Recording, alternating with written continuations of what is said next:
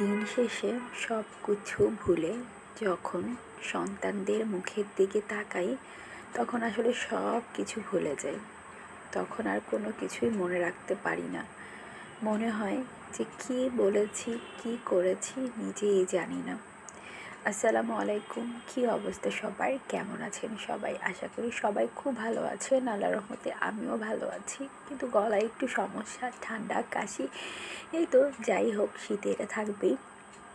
আসলে যেটা বলছিলাম, আমার বাচ্চারা আসলে একটু দুষ্ট, তারপরও অন্য সব বাচ্চা থেকে অনেকটাই শান্ত। স্কুলে গেলে দেখা যায় অন্য বাচ্চারা কি করে।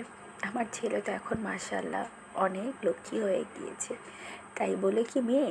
না না না, আমার মেয়ে কিন্তু অনেক দুষ্ট। সে কারোর সাথে বসবে না, খেলবে না, সারাদিন শুধু হাঁটাহাঁটি। আসলে বাচ্চা মানুষ সেরকম। আমার মেয়ে তো আমাকে অনেক বেশি জ্বালায়, অনেক। মাঝে মাঝে মা এত বেশি রাগ উঠে যে নিজেকে কন্ট্রোলে করতে পারি না। আমিও তখন ওর সাথে জিদ করে ফেলি। আমারও কিন্তু অনেক জিদ, কিন্তু কিচ্ছু করার নেই। মেয়ে আমার থেকেও বেশি জিদি হয়েছে। একটা সময় আমি ছিলাম আমার মায়ের কাছে জিদি মেয়ে, আর সেই আমি এখন আমার মেয়ের কাছে হেরে গিয়েছি। আমার মেয়ে আমার থেকেও অনেক জেদি। আসলে মেয়েরা না মায়ের কাছে আবদারটা বেশি করে, আবদারটা বেশি রাখে, কিন্তু ঢং ভালোবাসা তার জন্য কিন্তু মা না, সেটা বাবা। কিন্তু যত কষ্ট, যত অভিমান সব কিন্তু মার সাথেই শেয়ার করে। আমার মেয়ে কিন্তু আমাকে বেশি ভালোবাসে, তার বাবার থেকেও বেশি। কিন্তু এখন ইদানিং দেখছি তার বাবার প্রতিও তার অনেক ভালোবাসা। সারাদিন বাবা বাবা করতে করতেই শেষ। বিশ্বাস করবেন, সারাদিন যখন এত খাটাখাটনি করি বাচ্চাদের প্রতি, অনেক বেশি কষ্ট হয়।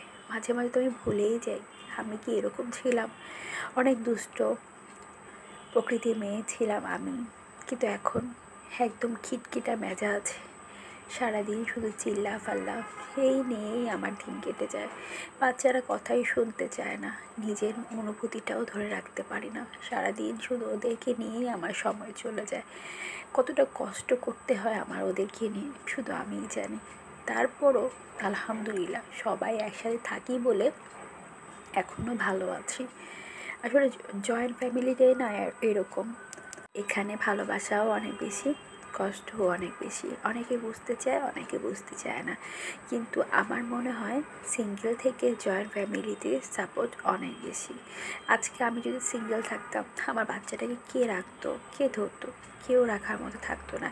কিন্তু আমি জয়েন্ট ফ্যামিলি থাকার কারণে আমি কিন্তু অনেক নিশ্চিন্তে আমার বাচ্চাদেরকে রেখে হয়তো বা রান্না করতে পারছি, সব কিছু। আজকে এই পর্যন্তই।